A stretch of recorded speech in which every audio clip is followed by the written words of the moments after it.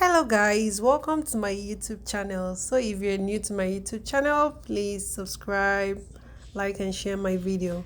So today I'll be doing a bob knotless braids on my client. Bob knotless braids. So today I'll be using a 16-inch hair, and then I'll be using the 18-inch bulk human hair. So as you can see, this is halfway through the braids. As you can see, I use the brick layer method, which helps to give it this full look. Okay, so please stay tuned and enjoy the video.